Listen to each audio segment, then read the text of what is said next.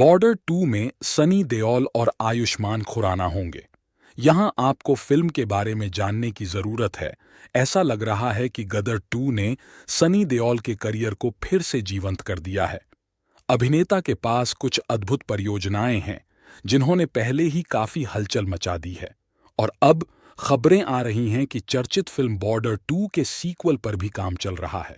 Border 2 में आयुष्मान खुराना और सनी देओल होंगे, जबकि सनी देओल और आयुष्मान खुराना की पुष्टि हो चुकी है। बाकी कलाकारों की घोषणा जल्द ही की जाएगी, संभवतः अगले सप्ताह। कथित तौर पर देओल अपनी भूमिका दोबारा निभाएंगे।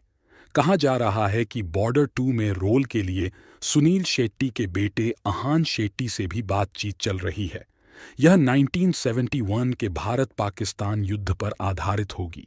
पहली फिल्म के विपरीत, जो केवल सेना पर केंद्रित थी, यह भारतीय सेना, नौसेना के साथ-साथ वायुसेना के संयुक्त प्रयासों को दिखाएगी, और इस प्रकार यह 1971 के युद्ध का एक व्यापक दृश्य प्रदान करेगी। यह युद्ध के भव्य तमाशे में मानवीय स्पर्श जोड़ने के लिए युद्ध नायकों और शहीदों की व्यक्तिगत कहानियों को सामने लाएगा। शूटिंग फिल्म 2024 की पहली तिमाही में फ्लोर पर जाएगी। लेखक निर्माता जेपी दत्ता की बेटी निधि दत्त बॉर्डर सीक्वल के लिए लेखक के साथ साथ निर्माता की भूमिका भी निभाएंगी। अब तक की सबसे बड़ी युद्ध फिल्म, एक अंदरूनी सूत्र ने आईएनएस को बताया। निधि दत्ता, जो पटकथा भी लिख रही हैं, बॉर्डर 2 को देश में अब तक की सबसे बड़ी युद्ध फिल्म के रूप में देखती हैं। अपने पूर्ववर्तियों के विपरीत फिल्म का लक्ष्य भारतीय सेना, नौसेना के सहयोगात्मक प्रयासों को प्रदर्शित करना है, और वायुसेना 1971 के युद्ध पर एक व्यापक परिप्रेक्ष्य पेश करती है। कथा में युद्ध नायकों और शहीदों की व्यक्तिगत कहानियों को जोड़ने की उम्मीद है, जो युद्ध के भव्य तमाशे में एक मानवीय स्पर्श जोड़ती है।